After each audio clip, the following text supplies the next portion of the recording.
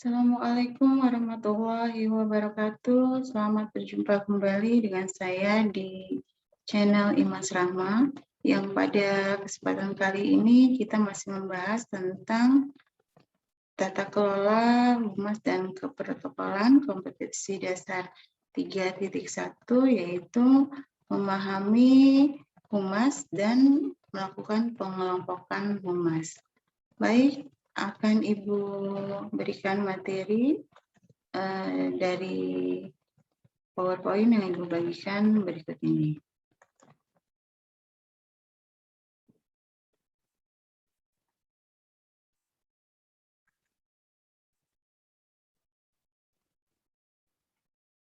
Kehumasan. Sejarah humas di dunia. Dipelopori oleh Levi Ledbetter-Lee pada tahun 1906 yang dikenal sebagai press release. Tokoh ini diangkat menjadi the father of public relations. Kedua, ada Edward Bernays yang memulai karirnya pada tahun 1913 sebagai agen pers.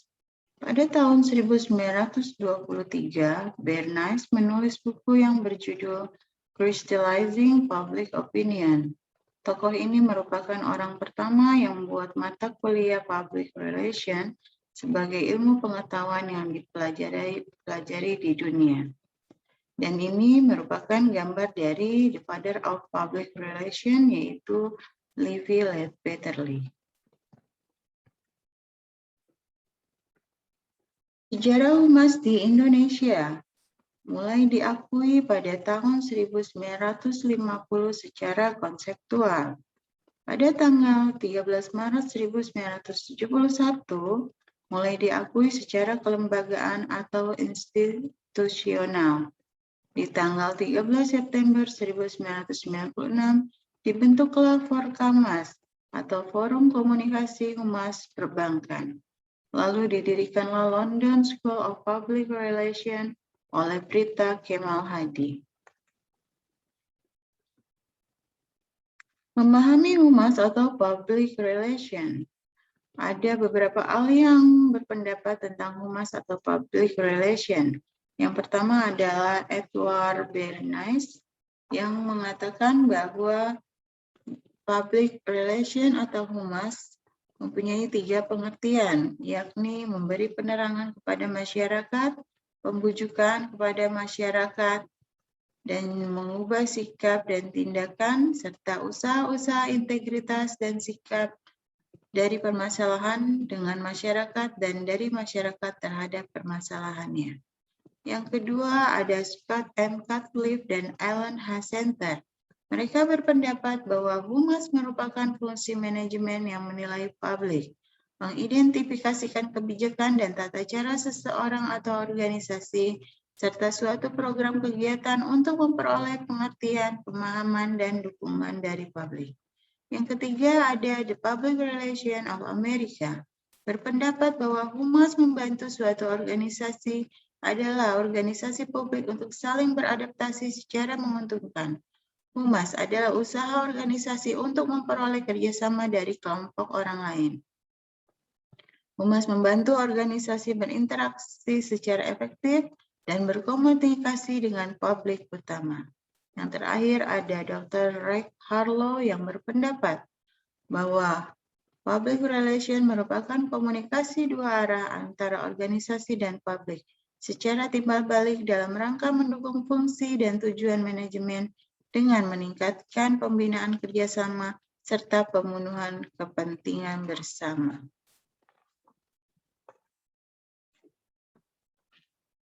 Lalu bisa lihat di sini ada karakteristik dari humas. Karakteristik dari humas itu terbagi menjadi 4. Yang pertama adalah adanya upaya komunikasi 2 arah. Maksudnya yaitu dalam suatu humas memberikan informasi 2 arah, saling berkomunikasi antara yang satu dengan yang lainnya sehingga terjalin komunikasi 2 arah. Yang kedua adalah terencana. Karakteristik humas terencana yaitu suatu aktivitas yang berkesinambungan, terjadi secara terus-menerus, dan memiliki metode yang berhubungan dengan bagian-bagian yang lain, sehingga menjadi suatu rencana bagi seseorang terhadap organisasi atau perusahaannya. Ketiga, berorientasi pada organisasi.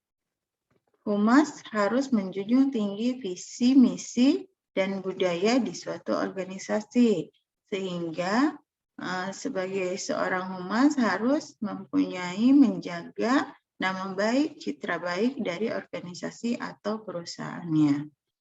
Dan yang keempat, sasarannya adalah publik. Karakteristik humas itu sasaran yang utama adalah publik.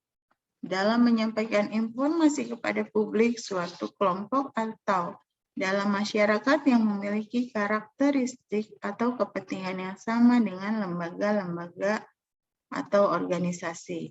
Publik ini terbagi menjadi dua, yaitu publik eksternal dan publik internal.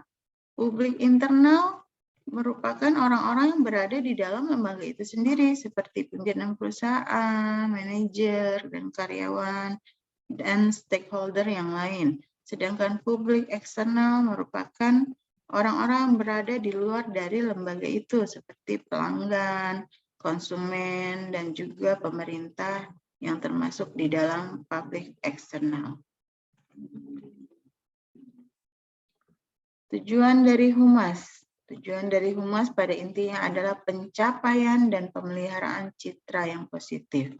Dan manfaatnya dari humas yang pertama manajemen krisis, penerbitan desktop, identifikasi perusahaan, hubungan parlemen, lalu hubungan masyarakat finansial.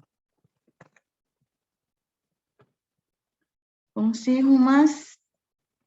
Ada fungsi humas beberapa pendapat para ahli sebagai berikut.